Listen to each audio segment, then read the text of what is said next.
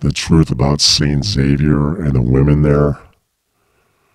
One example from their quarterly or yearly brochure that they send out, and in one of them, maybe a decade ago, there was a high-ranking police officer or politician, and he was sitting next to the school president or like a powerful, important woman involved with the school and the church, and there was a picture of this. And you could tell he was sitting so straight, like the only reason he was allowed to be there is because he was under hypnosis from these women. And you could see by his posture that the women are showing off that they put this guy under hypnosis.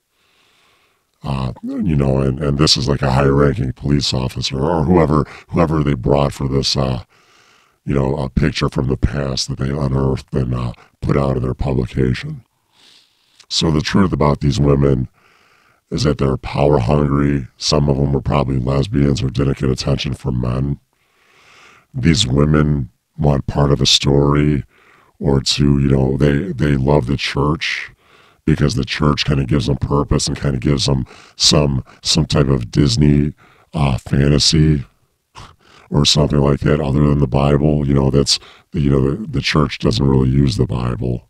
Only when it's appropriate, only if they feel they could use it to get away with something, that's when they use it. So at St. Xavier, the attitude there is the same as it is in the church. They give lip service, to the oppressed, and they're against the oppressors and people who hold women or minorities down, and that's all fine and dandy. But this is just a facade. If there's, a straight white male walking through there, they'll, and especially one who's not totally controlled by the church, yeah, they will take advantage of them, just like a priest would with these students. Same situation, but these are women. They'll get away with touching you. When I was at that school, I probably got hit in the dick a couple times. One by a student in the religion class. And then, I'm not going along with it, so they act like you're gay. But if you go along with it, they want you to be controlled by this woman or by the teacher. Just weird shit like that. If there's a full moon, of course, the one they don't like or the outsider, they're going to have 3 tests that day while the rest of the students have two tests. And that's fucking planned in advance. Get the stress out during the moon, hopefully to control me and shit like that. I was demeaned by a couple teachers. They use the religion teacher to be able to do that because they stand under the guise of religion or promoting some strict moral code or something like that, so they feel they could try to belittle you or something like that. But overall, these people weren't about teaching me. These people were about a cover-up or telling me a story whether it was through certain connections the teacher had, maybe through this guy had maybe a connection through the Air Force, one of them. So, who's he getting the information from? People I knew or people involved in the church who want to give me a problem or who don't like me, don't like people I know. So you can't trust it, but you're there, so I was above 18. And I stayed there. If I would have left, I would have lost money. And this is intentional. I would say that they changed me a little bit, but it was definitely to be more cautious and more wary of people. That's what it was.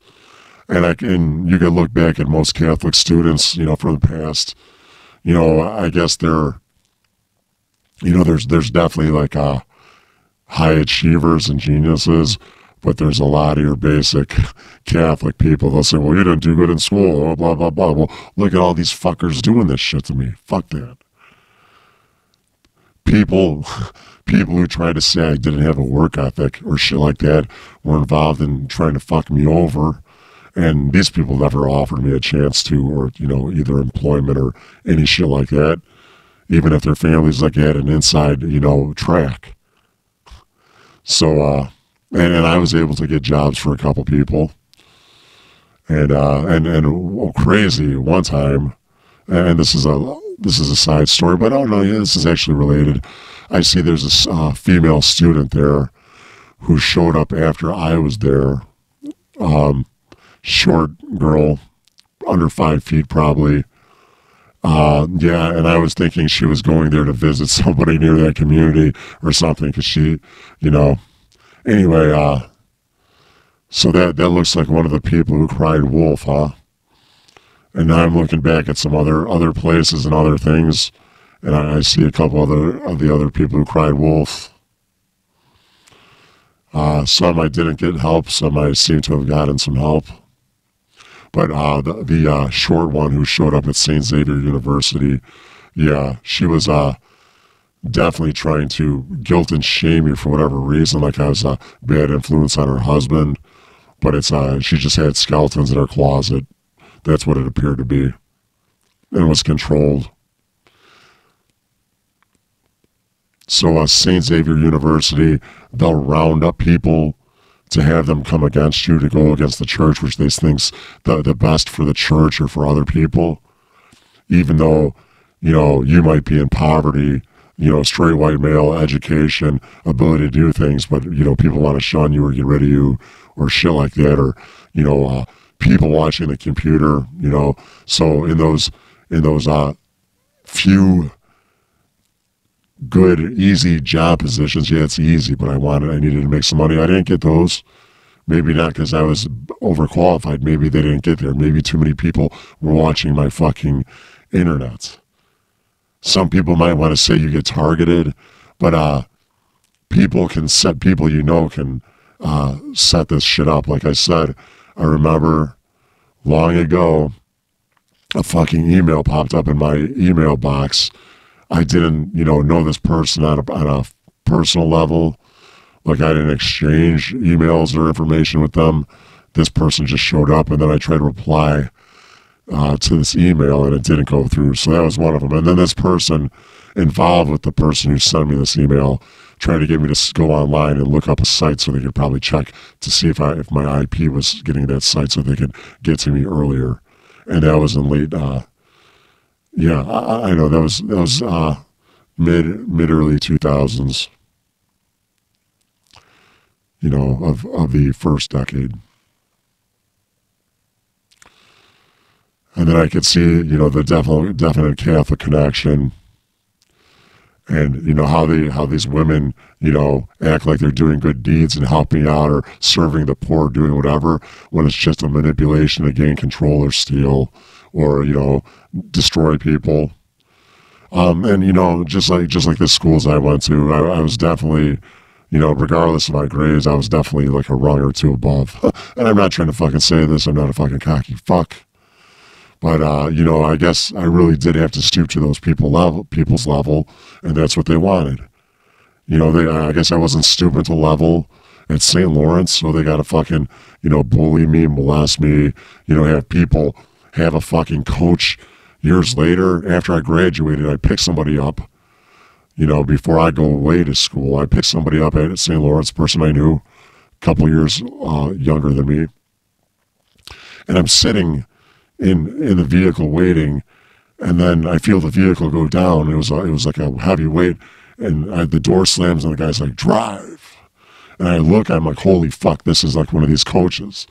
And this is one of the first people who's kind of using his voice, or just using, you know, one of these people who uses a lot of the prostitutes probably, and has that shit on him. So it affects his voice or other shit, you know, what they're trying to do. So that was one of them. And obviously these people recognize me for what happened, you know, that fucking, you know, I should have left that fucking school right away, but I tried to tough it out. I should have left now that I know what I know, but it wouldn't have mattered either way. I would have been fucked at the public school either, at both ways. You know, relative there. And then if it wasn't a relative there, their relative could have looked and had somebody on the other block just, you know, watch me the whole fucking time. You know, which is what was going on. And the cop that's, you know, into that family, that guy tried to get me to falsely say I dropped my drawers in the grade school. Nope.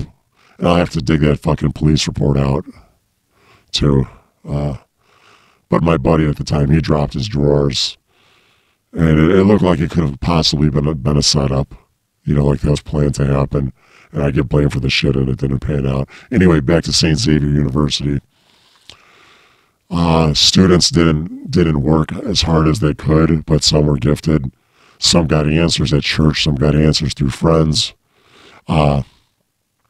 People surrounded me wherever, if it was in a study hall, if they wanted to experiment on me, they just closed the study hall and had me go to like a fucking, to the cafeteria where they already have people surrounded and waiting to say the keywords that they want to say. As these people continued to test me, and, I stuck through it and went against it.